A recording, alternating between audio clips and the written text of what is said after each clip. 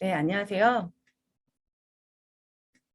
저는 오늘 초등학생, 중학생을 위해서 준비한 이제 부모님의 이혼에 대처하는 법에 대한 강의를 맡게 된 한지혜 변호사입니다. 반갑습니다. 예, 다소 무거운 주제인데요.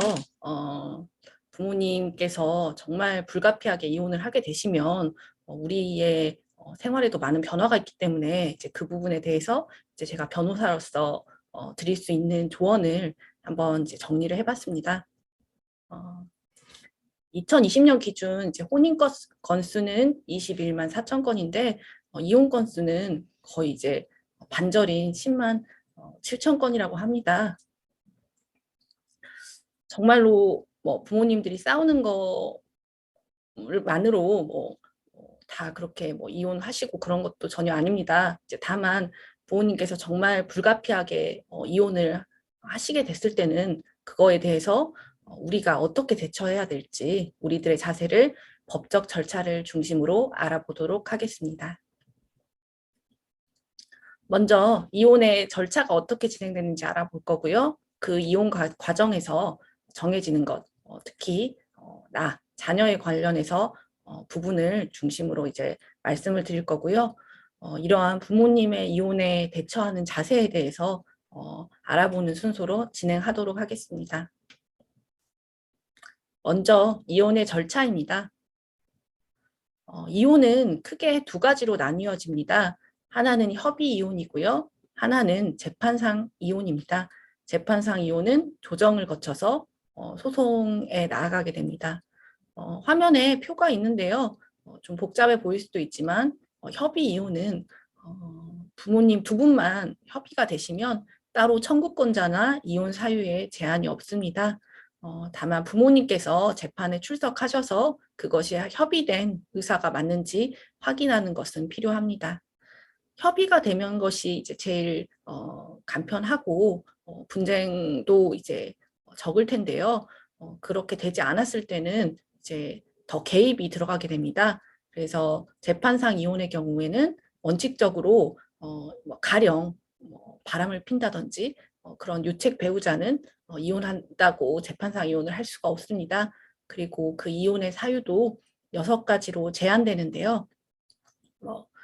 이게 실제 민법 840조인데 예를 들어서 부정한 행위가 있었을 때 혹은 뭐 3호를 보시면 배우자 또는 직계 존속으로부터 심히 부당한 대우를 받았을 때 5호 배우자의 생사가 3년간 분명하지 아니할 때 이런 상당히 엄격한 사유를 요구하고 있습니다. 그래서 이때는 이제 재판에 더 가까워지기 때문에 재판상 이혼이기 때문에 부모님이 꼭 본인이 재판 출석하실 필요는 없고 변호사만 출석도 가능합니다. 협의가 되지 않으면은 조정이나 소송으로 이혼 절차를 진행하게 됩니다. 크게 절차를 협의상 이혼하는 것을 개관을 하면요. 법원에 협의상 이혼을 한다고 그 확인 신청을 해야 되고요. 너무 이제 기본적인 것들, 이혼에서 정해지는 것들 안내를 받아야 되기 때문에 이혼에 관해서 안내, 그리고 자녀가 있을 경우 양육에 대해서 안내를 하고 또 후견 프로그램 이런 거를 신청을 해야 됩니다. 미성년 자녀가 있는 부부는 이런 이제 바로 말씀드릴 숙려 기간 내에 의무적으로 한 개의 프로그램을 선택해서 이수하여야 합니다. 그리고 지금 뭐 설명드리는 모든 것은 이제 당연히 미성년 자녀가 있는 것을 전제로 말씀드리는데요. 미성년 자녀가 있는 경우에는 이혼에 대해서 숙려, 깊이 생각해 보라는 기간을 3개월을 부여하게 됩니다. 이 취지는 즉흥적인 이혼이 아니고 조금 더 신중하게, 왜냐하면 결혼도 굉장히 힘들게 한 것이기 때문에 이혼은 특히 자녀가 있을 경우는 더욱 신중하라는 이제 머리를 좀 식혀보라는 거에 취지가 있습니다. 다만 뭐 당연히 뭐 폭력으로 인해서 뭐 참을 수 없는 고통이 예상되거나 이런 이혼을 해야 할 급박한 사정이 있는 경우에는 3개월을 단축 면제할 수 있습니다. 그래서 숙려 기간이 지나고 또 자녀의 양육과 뭐 친권자 결정을 어떻게 해야 될지 또 협의가 된 부분이 있으면 그것에 대해서 협의서나 뭐 서류를 제출하고 마지막으로 판사 앞에서 부모님 모두가 출석해서 이혼 의사를 확인받아야 하는 확인 기일이 열리고 거기서 확인을 받게 되면은 이혼 신고를 하게 됩니다. 여기서 이 과정에서 한 명이라도 이혼을 원하지 않으면 결국 서로 협의가 되지 않은 것이고 재판상 이혼으로 넘어가게 됩니다. 자, 재판상 이혼 절차를 설명드릴 건데요. 뭐 조정 전치주의라고 해서 그냥 99%, 뭐 거의 100% 조정을 거쳐야 된다고 생각하시면 됩니다. 조정 이혼이라는 것은 소송을 정말 이제 우리가 생각하는 판사가 있고 당사자가 있고 주장과 증거를 통해서 입증을 통해서 다툼에 대해서 해결이 되는 그런 소송보다는 자유로운 분위기에서 상호 타협해서 이혼하는 제도를 조정 이혼이라고 합니다. 만약에 첫 조정기일에 부부의 대리인들, 그러니까 변호사만 출석한 가운데 조정이 성립되면 바로 이혼 신고도 가능하게 됩니다. 조정이 안 되면 또 소송상 이혼으로 가게 되고요. 이제 재판상 이혼에서 이제 가사 조사라는 것이 있습니다. 서로 이제 분명히 뭐 양육권이라든지 뭐 재산 상태라든지에 대해서 다툼이 있고 그것이 협의가 되지 않는다고 하면 법원에서도 사실관계를 파악해야 되기 때문에 이제 따로 가사 조사관을 통해서 조사를 하게 됩니다. 이 제도는 보통 친권자나 양육권자의 다툼이 있을 때 이제 당사자가 신청하거나 또는 법원이 직권으로 하게 됩니다. 돈 문제에 대한 판단은 가사조사로는 하지 않는 편이고요. 법원 조사관의 소환 면담과 애착 관계 관찰 또는 필요한 경우에는 법원 조사관이 직접 자녀가 있는 집이라든지 이제 양 부모님의 집을 출상 조사하는 경우가 있습니다. 요거에 대해서는 우리 이제 중요하니까 사진을 통해서 또 기사를 통해서 설명을 드리겠습니다. 이제 실제로 이제 화면에서 이제 그 파란색 셔츠를 입으신 분이 이제 가사 조사관이고요. 아빠, 엄마가 이 가사 조사관에게 내가 우리 자녀를 키워야겠다. 그래서 내가 우리 이제 자녀의 양육자가 되어야 하는 이유나 아이 키우기가 적절한 환경에 있다. 주거 환경 내지는 우리 어머니, 그러니까 우리로 따지면 이제 할머니죠. 할머니, 할아버지께서 도와서 키워주실 수가 있으니 보조 양육자도 잘 구비되어 있어서 아이를 잘 키울 수 있다. 이런 것에 대해서 가사 조사관에게 이야기, 그러니까 어필을 하는 절차가 있습니다.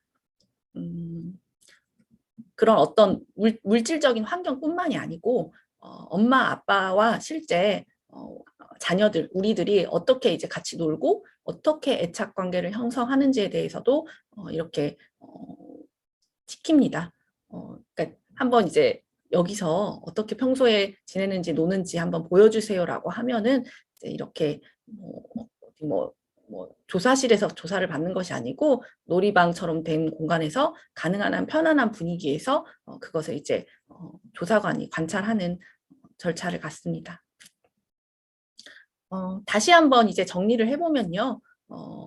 재판상 이혼은 조정 이혼과 재판 이혼이 있는데 먼저 조정 이혼을 한번 해보고 기일에 출석해서 조정이 성립되면 바로 이혼 신고를 할 수 있고요. 다만 이 조정이 성립되지 않는다고 하면 이제 재판상 이혼으로 넘어가서 필요한 경우 가사 조사도 이루어지고요. 변론을 열어서 실제 다른 증거라든지 이런 것이 다 제출되고 주장이 정리된 다음에 변론을 거쳐서 판결에 이뤄서 이제 이혼 신고가 이루어지게 됩니다. 자, 재판상, 그러니까 지금 협의이혼이나 재판상 이혼 절차에 대해서 알아봤고요. 그러면 이렇게 복잡해 보이는 절차를 통해서 대체 무엇이 이혼할 때 정해지는 것인지 알아보도록 하겠습니다. 이혼할 때 정해야 될 내용은 크게 세 가지로 나뉘어지는데요. 재산 분할, 위자료, 그리고 이제 우리한테 가장 이제 밀접한 주제, 중요한 주제는 친권, 양육비, 면접 교섭권이 있습니다. 차례로 알아보겠습니다. 재산 분할이라는 것은 이제 뭐 부부가 이혼을 하게 되면 그동안 이제 혼인 관계에서 공동으로 모은 재산이 있다고 하면 이것을 이제 서로 나누고 청산할 필요가 있기 때문에 재산 분할을 하게 되는 것이고요. 이제 위자료의 경우는 이제 아픔이 있어서 이혼을 하게 되는 것인데 유책 배우자, 그렇게 아픔을 준 배우자에게 이혼으로 인한 정신적 고통에 대해서 배상을 청구할 수 있습니다. 예를 들어서 배우자의 그 유책 배우자의 혼인 파탄 행위 그 자체와 또 그에 따른 충격, 불명예, 내가 정신적 고통으로 정말 생활이 불가능할 정도다, 이런 것들을 입증을 해서 손해배상을 받을 수 있는 제도입니다. 자, 우리에게 중요한 것이 이제 친권, 양육비, 면접 교섭권입니다. 이제 친권이란 것은 여기 좀 복잡하게 설명되어 있는 것 같지만 우리를 잘 보호하고 양육을 하는 것, 그리고 우리가 어디 살지 정하는 것, 우리가 뭐 잘못했다고 하면은 필요에 따라서 적절한 징계를 할 수 있는 것, 또 우리 명의로 된 뭔가 재산이 있다고 하면 그런 것들 관리하는 것, 그러니까 정말로 포괄적인 미성년 자녀에 대해서 신분이나 재산에 관해서 이렇게 지켜주고 혹은 뭐 해야 되는 권리와 의무를 뜻합니다. 이제 양육권이라는 것은 미성년 자녀를 부모의 보호하에서 양육하고 교양할 권리인데요. 아까 이제 친권을 보면은 양육, 교양, 뭐 거소 지정, 뭐 재산에 관한 것들, 뭐 이런 것이 있었잖아요. 그래서 양육권보다는 친권이 좀 더 포괄적인 개념이고요. 이 양육비 금액은 상황에 따라서 천차만별로 정해지곤 합니다. 자, 기사를 하나 가져와 봤어요. 이제 어떤 판사님께서 김윤정 판사님께서 친권자 및 양육자 지정 판례를 분석해 본 걸 말씀해 주시는데요. 여전히 엄마가 친권자로 지정되는 비율은 높지만 최근 법원은 양육자를 지정할 때 성별보다는 경제력이나 자녀의 연령, 부모의 건강, 또 보조 양육자가 누구인지 등을 중요한 기준으로 삼고 있다고 설명을 하십니다. 우리가 보통은 어릴수록 엄마의 보살핌이 더 필요하다고 하는데요. 이제 다만 우리가 조금씩 더 커나갈수록 어떤 다른 환경적인 것도 이제 고려를 한다는 내용입니다.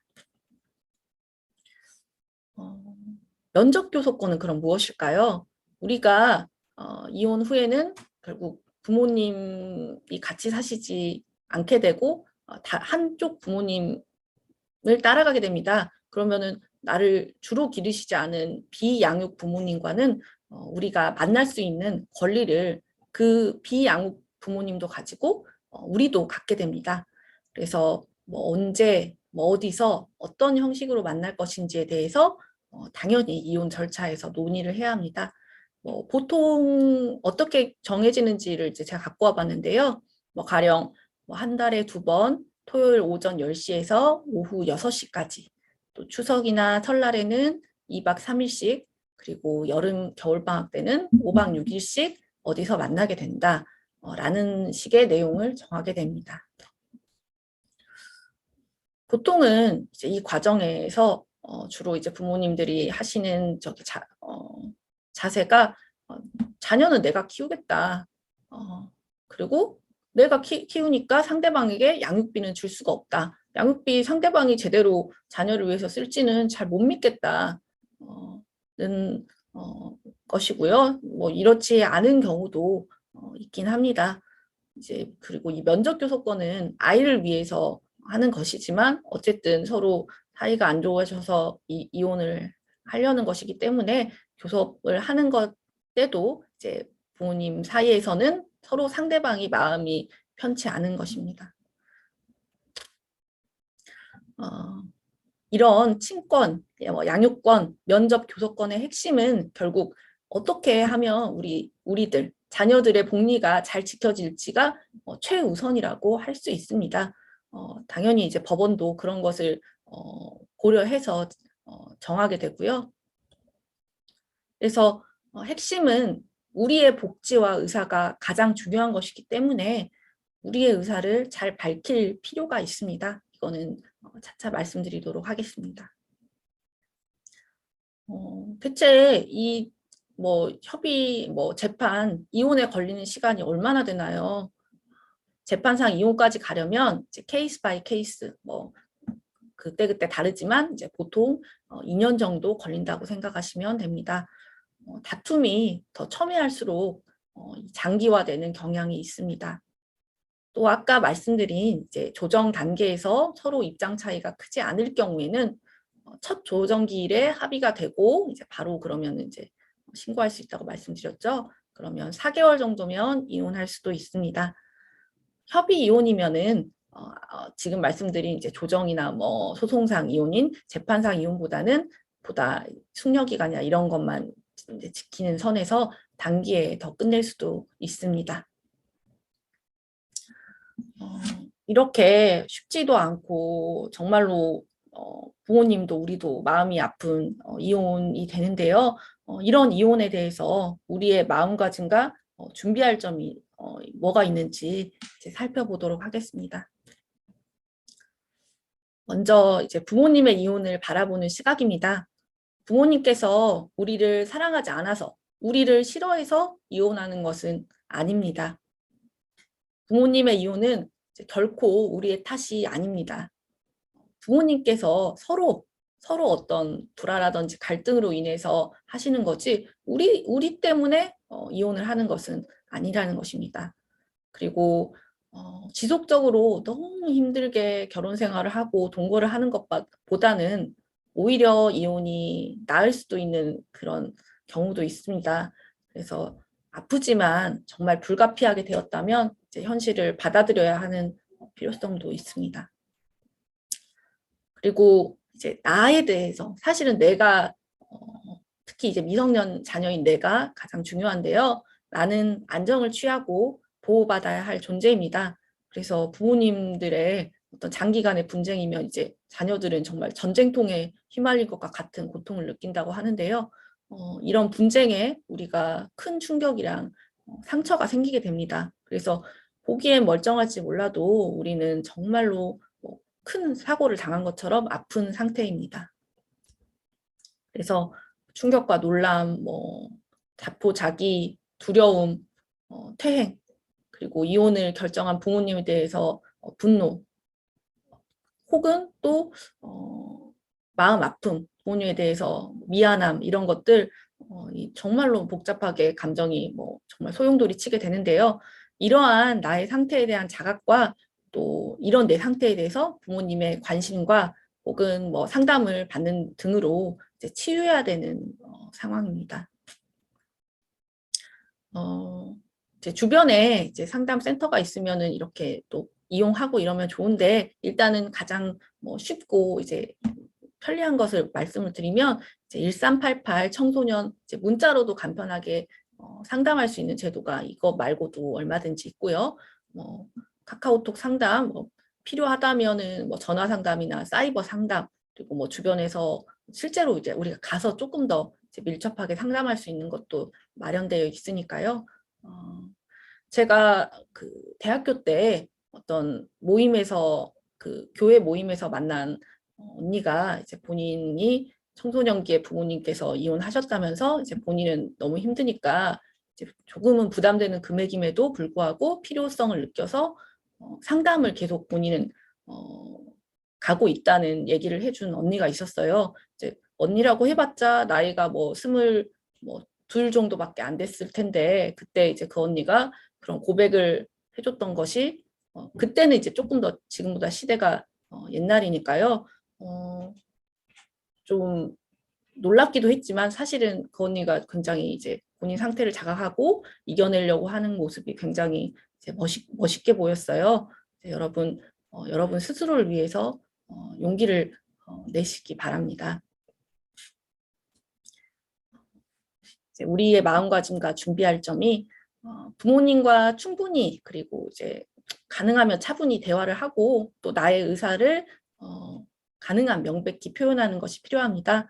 내가 누구와 살 것인지 또 같이 안 사는 부모님을 얼마나 자주 보고 싶은지 내가 마음 상태가 어떤지를 말씀을 해주시면 좋고요. 저는 이 생각만 하면 마음이 너무 아프고 울고 싶어요 라고 한다고 하면 글로 내 생각을 차분히 정리하면은 조금 더 편하게 정리할 수 있을 것 같습니다. 부모님께도 이제 당부를 드려야 될 것 같아요. 부모님도 사실은 우리를 아끼시고 사랑하시는 거는 너무 당연한 것인데 이제 본인들도 너무 힘드시기 때문에 우리를 조금 더 소홀히 할 수 있습니다. 그래서 이제 부모님께 크게는 두 가지인데 우리 앞에서 상대방에 대한 비난 혹은 한 명을 택하도록 강요하는 듯한 표현은 하지 말아주세요 라고 말씀 드려야 됩니다. 왜냐하면 지금 정말 어른도 힘든 감정을 우리가 다 감당하거나 오히려 우리가 뭐 위로를 드리고 사실 우리도 지금 정리가 안 되는데 그런 것까지는 이제 정말로 나중에 할 수 있는 그런 거기 때문에 이런 부분에서 부모님께서 좀 배려를 해주시면 좋겠고요. 그리고 부모님께서 싸우신 거지만 우리는 이제 그 순간 우리의 세계가 부정당한 듯한 느낌을 들고 우리가 이제 사랑받을 수 있을까라는 걱정을 많이 하게 됩니다. 앞으로도 지속적인 애정과 보살핌을 줄 것임을 우리가 확실히 느끼도록 반복적으로 부모님께서 표현해 주시기를 당부를 드리면 좋겠고요. 이것이 이렇게 정말 변호사처럼 얘기하기가 좀 어렵다면 이런 것들을 캡처해서 보내주시는 것도 방법일 것 같습니다. 오늘 준비한 내용은 이상이고요. 지금 부모님께서 실제로 이렇게 과정 중이시거나 혹은 이제 다 끝나서 정말 괴로운 마음이 있는 친구들도 이 영상을 볼 수 있을 것 같은데요. 정말로 여러분의 잘못이 아니고 정말로 응원 드리고 기도 드리겠습니다. 지금까지 강의 들어주셔서 감사합니다. 이상입니다.